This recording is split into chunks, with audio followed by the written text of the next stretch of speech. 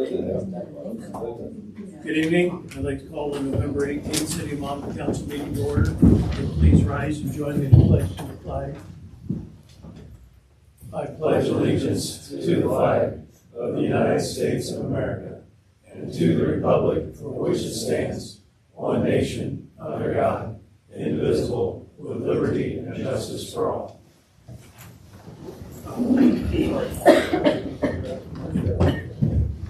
I could have a roll call for attendance, please.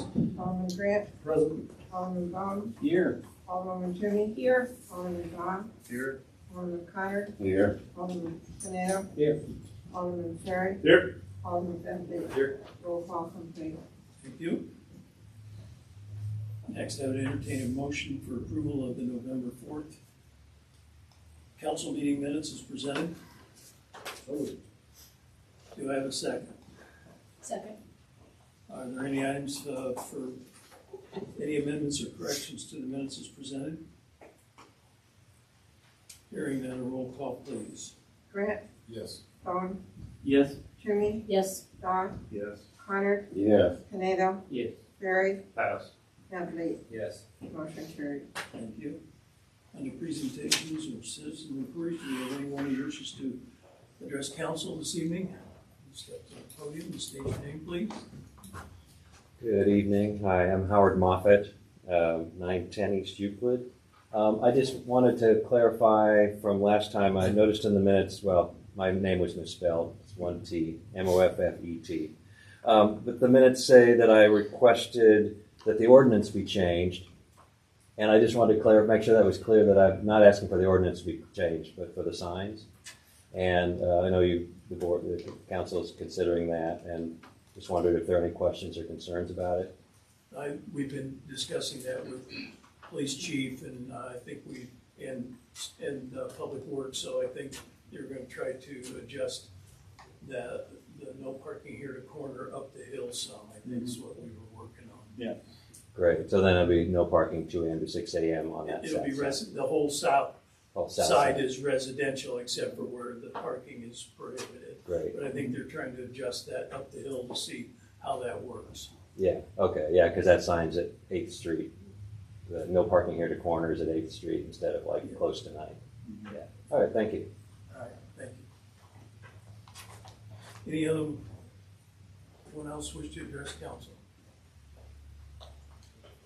Hearing none, we'll move on to the consent agenda. We have one item, and that's approval of the bills. Motion to pay bills. Do I have a second? Second.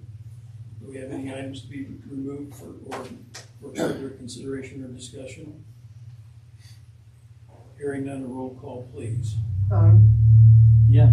Toomey. Yes. Don. Yes. Connor. Yes. Canado. Yes. Ferry. Yes. Bentley. Yes. Grant. Yes. Motion carried. Thank you. Under committee of the whole, we have a request for a package liquor store and gaming cafe at 1150 North 6th Street, which is the Mike Fry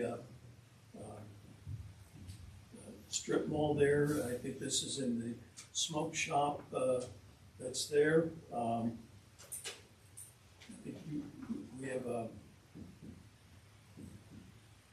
You wish to address council? Yes, sir. Evening. So my name is Bashir Aradi, and we're requesting a liquor license and gaming in the location right in front of County Market. It's 1150 North 6th Street.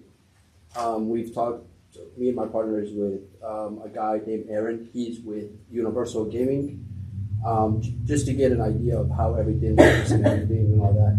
And we like to bring something that isn't in the city or in the town of Monmouth. I know there is a few games around, like in bars and restaurant, but there's not an actual gaming place other than the bars and restaurants. Okay. Council's received requests for this in the past and has not deemed it something to consider, but we have a request before us tonight. Does council have any questions or anyone wish to make any comments? you want a liquor store for purchase or packaged liquor to go if you don't get the gaming license? Yes. You still want to sell alcohol that isn't consumed there, but can be bought to be moved, even Yes, if you sir. don't get the gaming license. If I don't get the gaming license, yes, sir. But you want to consume on premise so that you can get the gaming license? Yeah, if that is approved from the council, then yes. But if it is not, because in order to have the gaming, we will have to have end premises to do that. I guess what I'm asking is if you don't get the gaming license, you still would like a license you can A sell liquor license, yes, sir. Yes, sir. We have what, 6 different classifications of licenses? One is packaged liquor only, and that's like county, what, That's full. that's class 4 license. That's not a pour license, so. But what you're requesting is a pour license so that you can get the gaming machines Yes, at this moment, yes. for on-premise consumption Yes, sir. as well as off-sale. Yes, sir. Council have any other? Where are we at per capita with the number of licenses on now? You're only controlling open air and class one, which is It's, on and off premise. It's pretty high, where are we? It's pretty high. I know we had a request earlier this year for the downtown area for a package liquor. I don't recall the exact calculation, but I think it was 1 liquor license for every 800 people, including minors.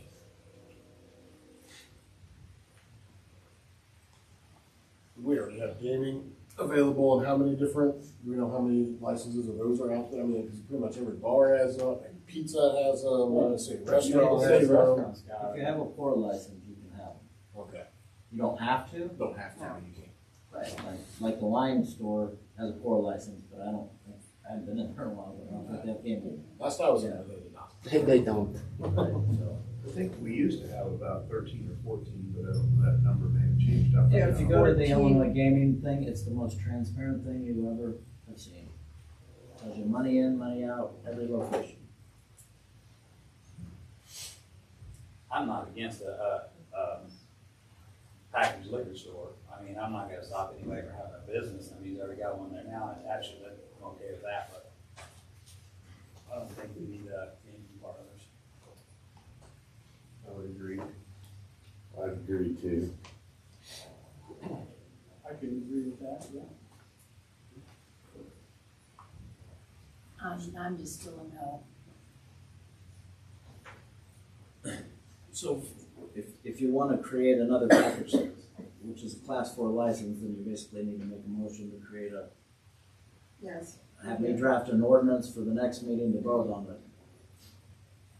So what I'm hearing is you're not interested in creating a gaming cafe to sell on-premise and game, so. No, I'd like to, you have to make it, yes, I'd like. to No, make a you motion. Yeah. do me. I'd like to make a motion so he could, get a package liquor license. I'll second that.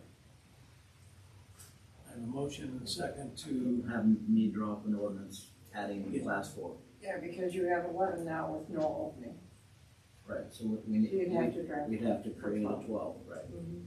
so I have a motion and a second to instruct our city attorney to draft an ordinance allowing the issuance of a class 4 liquor license for the purpose of selling packaged liquor off premise.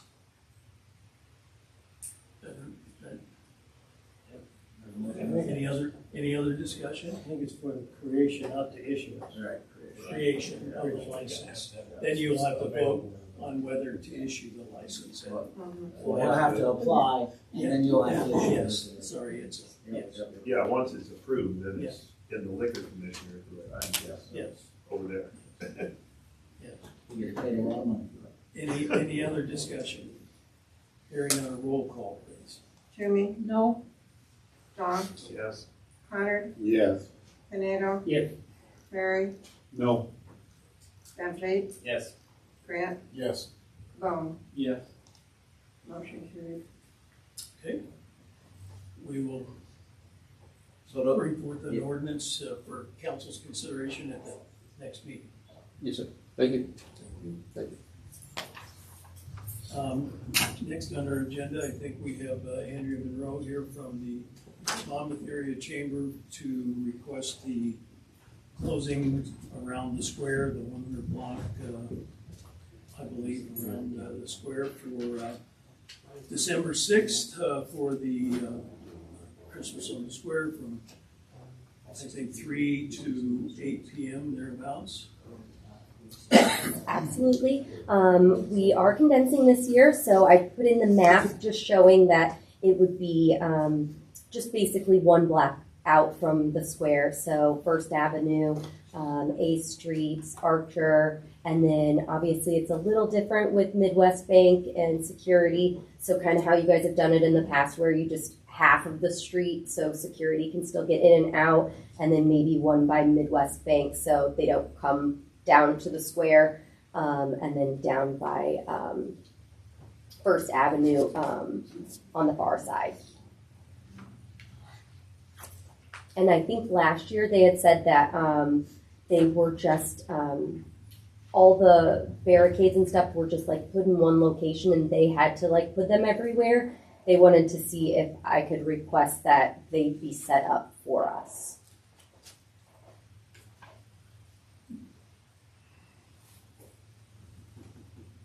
So, Council Chief, do we have an issue with the layout or from a public safety perspective on the layout?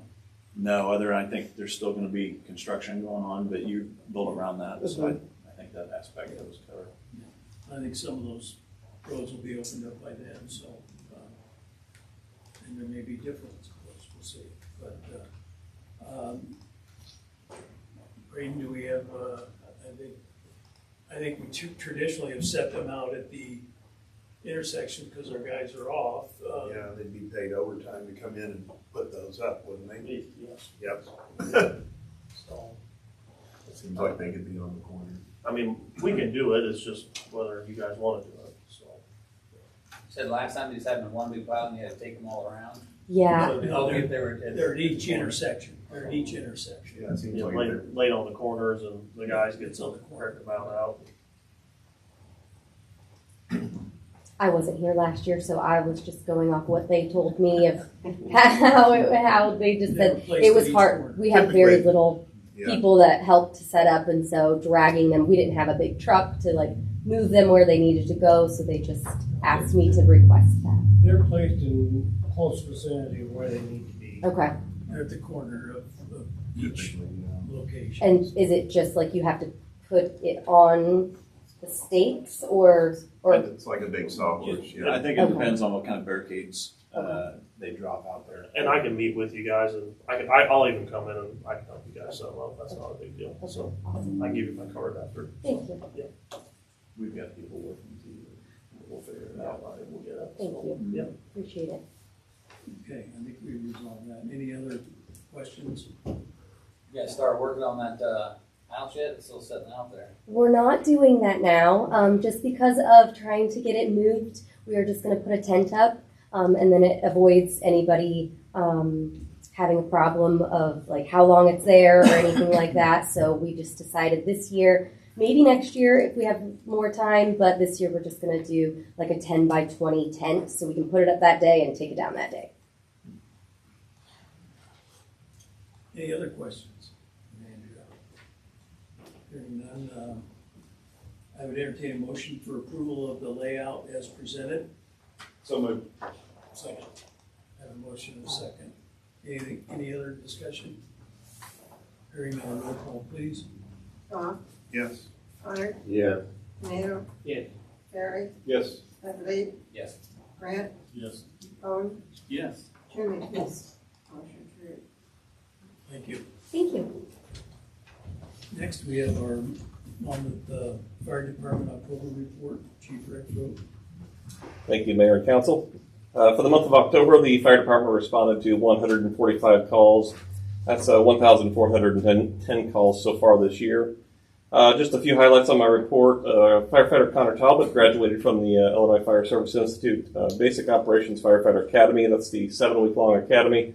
And then he went for an additional week to get some follow-up classes so he can get his certification as a firefighter of the state of Illinois.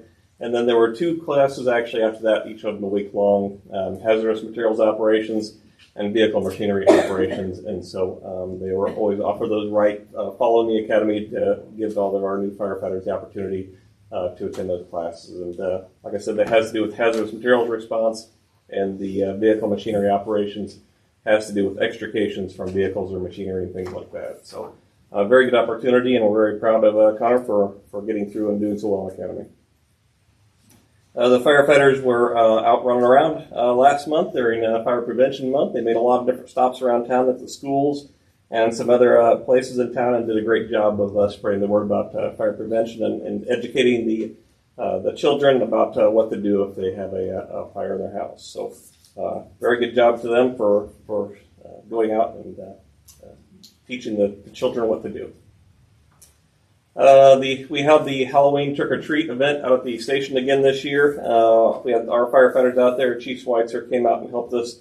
And then the Monmouth Evening Lions Club came out. They just made it an annual thing now where they come to the station and they handed out hundreds of hot dogs and chips and water to all the trick-or-treaters at the station. It turned out to be a pretty good annual event out there. Under apparatus, we took engine 21 to Alexis. This is an issue with the oil gauge in the truck. We had an issue with for a while. It kept making an alarm because the truck thought it had low oil pressure, and in the end, it was actually the sending unit that sent the signal to the gauge that was causing. It didn't really have low oil pressure, but it was constantly an alarm, and so we got that taken care of. It was something we thought was going to take about 3 or 4 days to have repaired, and luckily they got it all done in one day, and so we're pretty fortunate for that. But other than that, no issues with the trucks.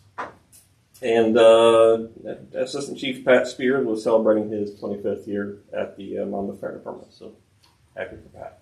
Does anybody have any questions about my report? Hey, Casey, I have a couple questions.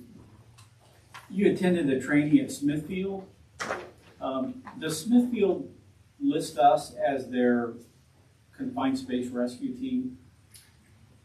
That we're on their list to call, and we've informed them that if they call us, we're going to immediately call Galesburg. It's the very same thing with hazardous materials response. Since they have so much ammonia out there, we can go out there and help out from a defensive aspect, but we don't have the equipment at our station to do technician level mitigation to anything that they have. And so it's the same thing with confined space. We would call in a tech rescue team or something like that, and they're aware of that anyway. And what's the status on 23?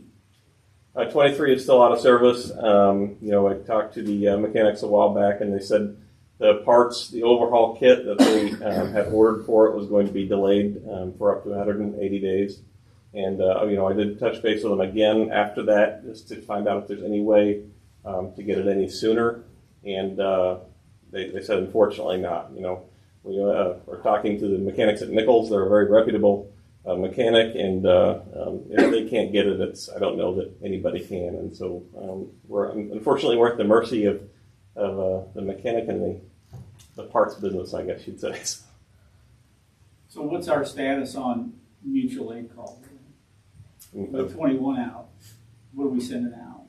We'll send out 21, and or depends on what they're asking for, if it's for an extrication or for the ladder truck specifically, but generally send out 21. And engine 4 is brought up to cover the city with ladder 40, unless something else specifically is requested for it. That's all I have. Thank you. All right, thanks. Thank you, Chief.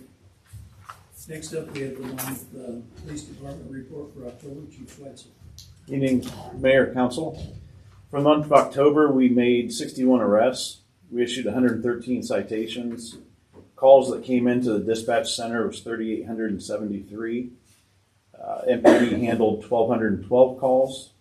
The dispatch center handled entirely 2,567 calls. We handled 21 accidents, and the officers worked 18 grand hours. For the month, MPD officers spent approximately 30 hours in court for various criminal and traffic cases. Active intruder drills were conducted at United High School, Lincoln Elementary, Central Intermediate, and the Illinois Department of Public Health. Halloween safety talks were given at MELC, Lincoln Elementary, and Central Intermediate Schools. MPD officers participated in and provided traffic assistance for the Monmouth College Homecoming Parade. I attended the Mobile Training Unit quarterly meeting in Silvis. And I was out at the North Fire Station on Halloween passing out candy to kids during Halloween.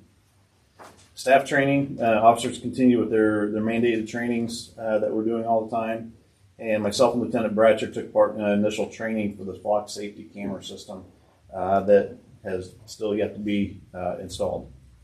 Equipment related issues, squad cars are taken in for routine maintenance, and all of our speed radars that are in the squad cars went through their annual certification. And that's all I have unless there's any questions. When do you think you're going to get that flock safety camera system? I just got notified last week that the state of Illinois has issued the permits for the company to do that, which took longer than what they initially thought. And now the company is scheduling the installation of the camera systems themselves, and they're estimating 4 to 7 weeks from last week. It took longer than expected for the permitting process to go through, but it's the state, so. Any other questions for Chief? Hearing none, thank you, Chief. All right, thank you.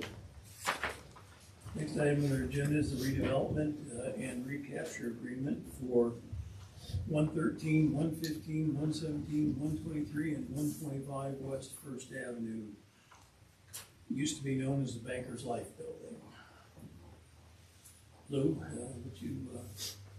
Yes, we have 2 agreements that basically are the components of a $1 million renovation of this building. It's as the mayor mentioned, it's got multiple street addresses, but it is technically one building that has been divided up into individual tenant space. And the $1 million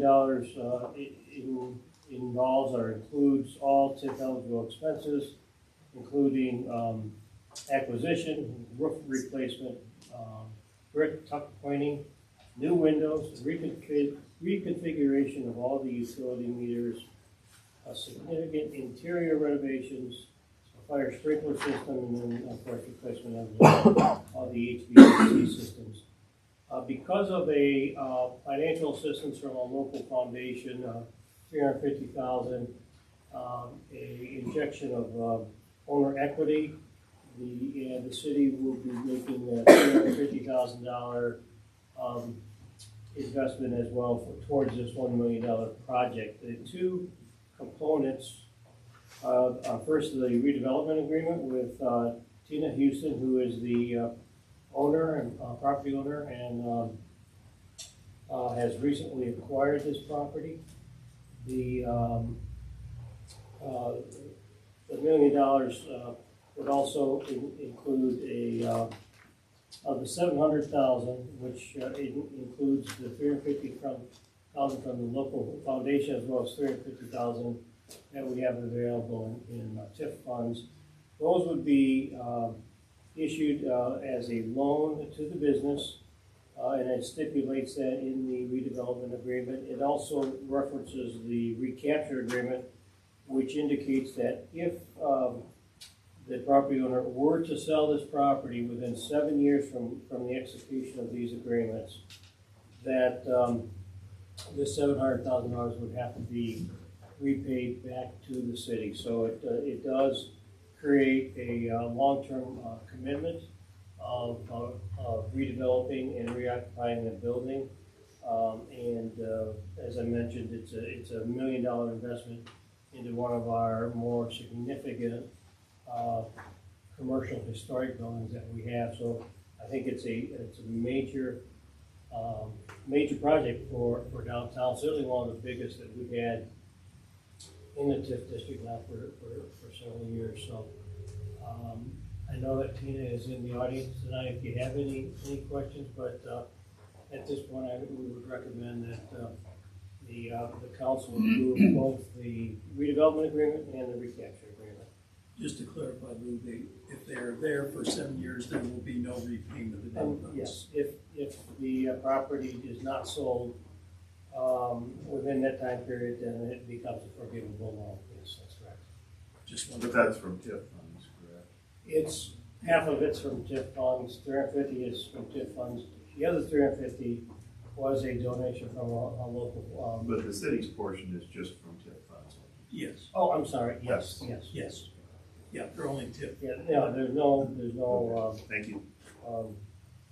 public tax dollars. Are any of those occupied now? Yes, I believe, most of the upstairs and a good, portion of the ground floor is, there's a couple of vacancies, I believe. You got the bar and the Mexican bakery. and a couple other there. Okay, I got it. I know what's that. And then the upstairs, yeah, which is gonna be completely renovated and part of. Do they have to close or for this project or? I think it can be done in stages. So we won't lose that business?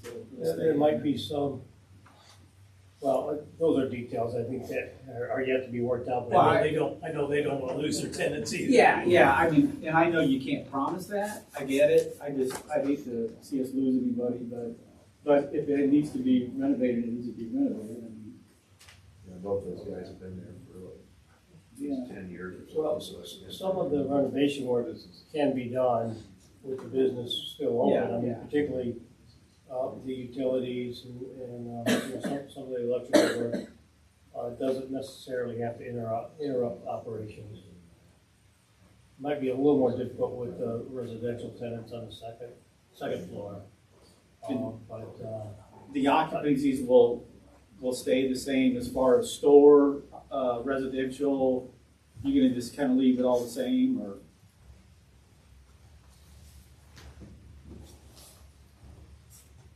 The bar will remain open, Okay. of course, and the bakery, we have plans for them. They will remain open. We also have the Western Illinois Dreamers. They will remain open. We will do the downstairs in stages.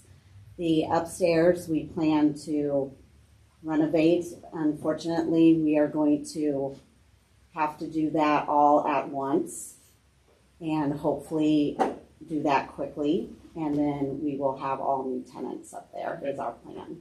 All right. Thank you. Thank you. Yep. Any other questions or discussion? Hearing none, I entertain a motion for approval of the redevelopment and restructure agreement for the redevelopment of the Bankers Life Building at those addresses. Second. I have a motion and a second. Any other questions or discussion? Hearing none, roll call, please. Hunter, Yeah. Canado, Yes. Terry. Yep. Bentley, Yes. Grant, Yes. Bowen, Yes. Toomey. Yes. Dawn. Yes. Motion carried. Thank you. Good luck and Thank you. get started, I guess. Next up, we have our 24 tax levy presentation. Lou, I think everyone has a copy of that presentation in front of them. Yes, you should have a schematic presentation, and this is the first step of preparing the fiscal year 2025-26 budget. The administration is proposing a 4.9% increase in the tax levy of $2,849,000. You'll note that in that the increases, the allocation is $349,000 for general city services or corporate services. That compares to $350,000 that was in there in 22, but last year we had to take $20,000 from the corporate levy and to provide additional funding for the police and fire pension report. So this actually restores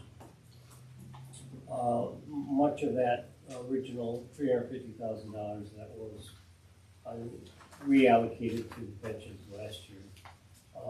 In by comparison, you can see each of the police and fire pensions are $1,050,000.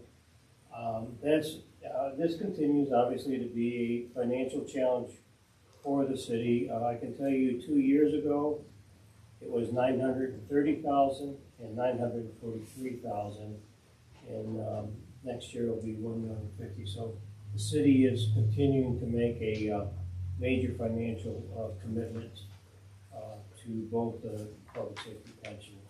And then the debt service remains at $400,000, which it has been for many years. If you look at page 2, you can see that there has been a continual growth in our EAV, which is the tax base, the wealth of the community. And we are projecting about a 3.5% increase for next year, up to $92,968,000. So this is please note that in 2016 to 2017, this occurred in the county assessor's office. They included the Cloverleaf plant, the cold storage facility there. They included that in the tax base, although it had a 10-year tax abatement. It should not have been included. And in fact, as a result, all the taxing jurisdictions had a lower tax rate, but since it had a rebate, you couldn't collect taxes from Cloverleaf. So all of the taxing jurisdictions felt a significant decline in property tax revenues because of this situation with the Warren County Assessor's Office. And you can see that since 2017 now, there's been pretty steady growth in the EAV. And then also keep in mind that in 2 years, the Cloverleaf project, the Americold property, will come off of that tax abatement, and it will now be a taxable property. So that should be a significant boost, not only to the city's property tax revenues, but all the other taxing revenues in a couple of years. But because of the growth in the EAV, if you look at the tax rate, you can see that the last 3 years we've been fairly steady, and we're projecting that the tax rate, the estimate for 2025, based on EAV and the levy, will be just over $3 per $100,000 value. And then the last chart, I just want to show here, illustrate the growth in the city's financial commitment to the public safety pensions. You can see over the last dozen years or so, we've grown from contributions of up to $400,000 a year back in 2012. Next year, this year and next year will be $1 million plus for each of those two pension boards. So there, again, continues to be a significant financial challenge, but we've been doing everything that we need to do to address that situation. I can tell you that the proposed city contributions to both of those pension funds are in excess of the statutory minimum required by the Illinois Department of Insurance. So we are making that commitment. In fact, for the firefighters pension fund, the minimum required contribution is $746,000. So you see, we're making about $250,000 more contribution. Same with the police pension fund. Statutory minimum required contribution is $805,000. Again, we're significantly over that minimum requirement. So we continue to make progress, but it continues to be a financial challenge and affects other operating expenses in the general fund budget. So With that, I would open it up to see if there's any questions. Like I said, the tax levy is the first step in the overall budget process. Yeah, council, any questions? Well, I'll be the bad guy here. Can we get closer to what the requirements are? Instead of going so far above? Well, I think that there's if you look at the assumptions that the state uses, it probably is not in the long-term best interest of the city financially to be at those minimums. I think if you look at some other assumptions that are a little bit more realistic, they're closer to the numbers that we have. So I'm afraid that if we use the numbers that the state sets as a minimum requirement, that we will continue to fall further and further behind, and the unfunded liability will come back and bite us in the long term. It's kind of like the state's whole approach of kicking the can down the road on this. I think we've got to be a little bit more contributions. Yeah, the state IDOI does the calculations and has an unfunded calculation, but theirs is only suggesting that we have to fund it 90%. We do not have the calculations yet, which we will be getting this week from the Governmental Accounting Standards Boards, which will be significantly above that, probably greater than what we're proposing there. I think by doing this, as we look ahead and look at the funding tables, if we don't do this now, I think the city will face in 5 years or so a significant jump in funding requirements. We're trying to minimize that drastic jump that we can see on the horizon. Thank you. Yeah. Any other questions? For the debt service, does that include any future debt that we might encounter? No, it's based on the calculations, their calculations. We have the current portion based on the current standings, and then the amount that is based on their calculations to retire the unfunded liability that exists. I'm sorry, Ron, that's my fault. I wasn't clear on that. I meant on the 400,000. Yeah. Yeah, my fault. Our debt service runs about 2.3, 2.4 million a year. We use 400,000 of property taxes towards that, so it only covers a small portion of our total debt service. We already have identified other fund sources, predominantly water and sewer revenues, to meet that $2.3 million annual obligation. And Smithfield. And Smithfield. Yeah, we get contribution, our water sewer revenue and Smithfield pays for, is the source of our debt service. This is a pretty small portion of it. So in the future, when we get more detailed stuff, that's when we would look at, you mentioned possibly reestablishing capital replacement fund, or how we were going to take care of it. Well, we've already identified those projects when we reviewed that capital projects list. That where we have grants in process where we can maximize the effective use of our local funds, our capital reserve monies, to provide the match, so we really get more bang for a buck by leveraging state federal grant dollars. We identified $38 million worth of capital needs in that layout, but we haven't identified all of the funding sources. There are some projects that are further out in the queue, as opposed to some of the projects where we've already got the funds and we're already under construction or getting ready to go out to bid. So I can tell you that those projects that have yet to find funding sources, we continue to work on those projects as well. So.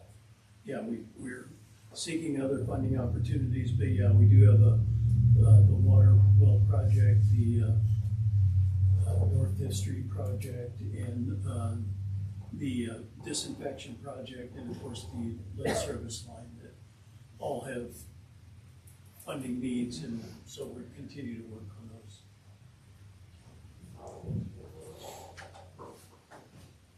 Any other questions?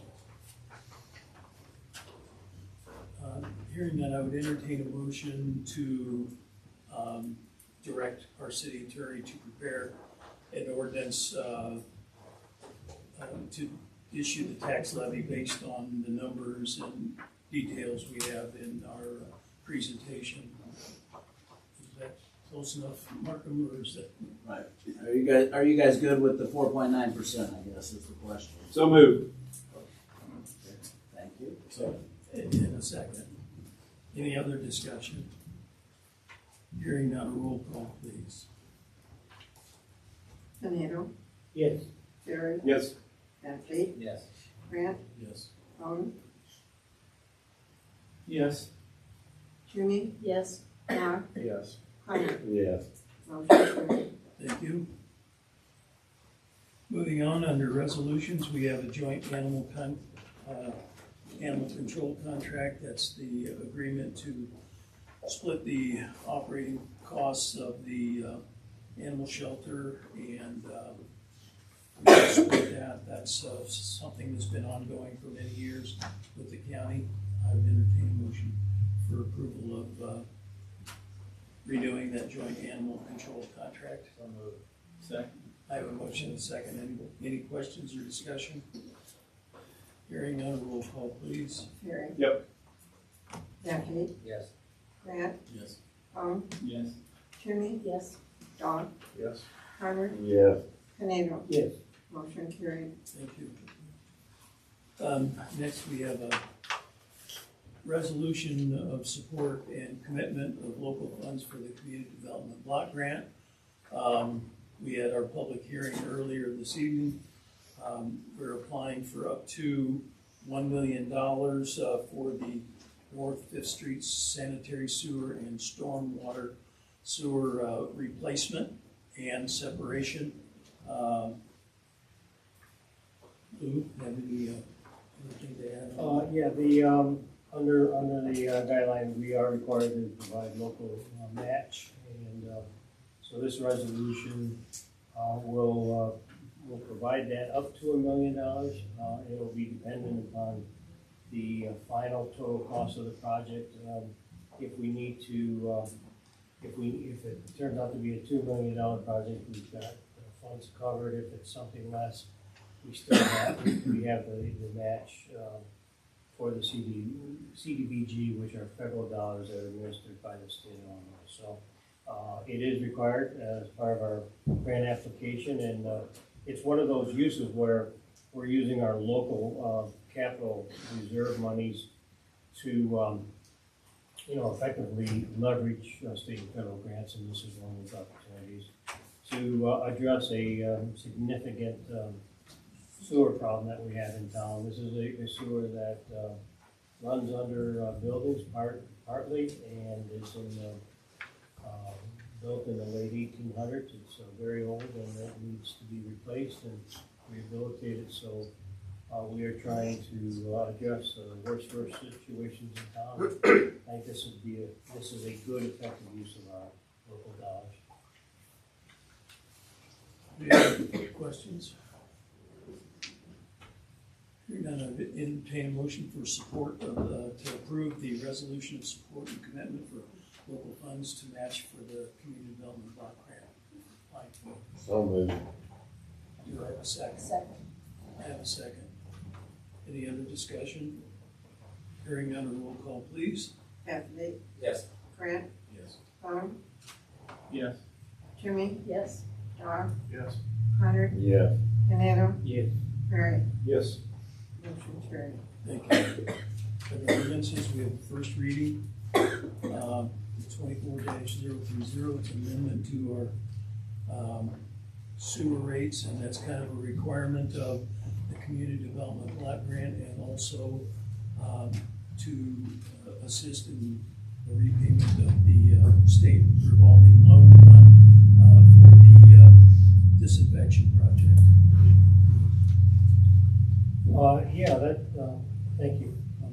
to the introduction. So the rate increase is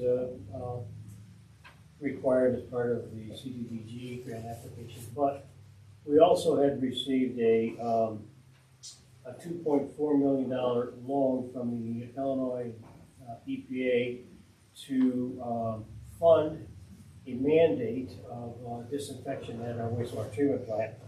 Of that 2.4, the state is going to forgive $800,000, but we do have now $1.6 million in new debt, and so this raise, this increase in the sewer rate will need to be dedicated to the debt service on this loan.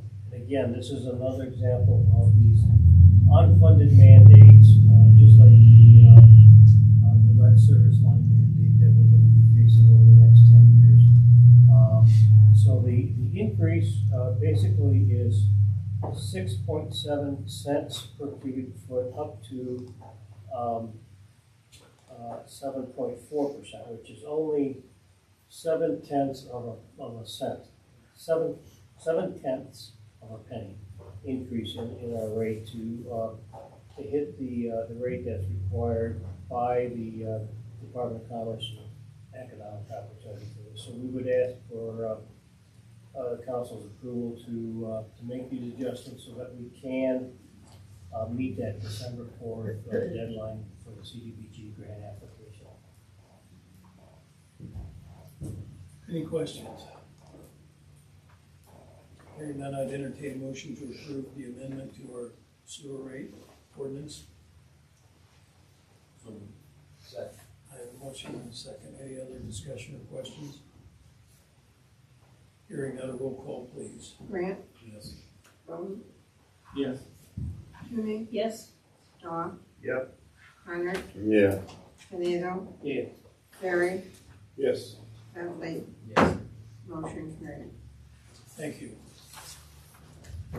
Next up, we have a setback variance request for Two Brothers property at 617 South D Street. For those that may not know, Two Brothers property is Big Western Pet Foods, and they are going to expand one of their warehouses and to the east, and I'll let Joe. I'm confused on that. It shows B Street on that twice.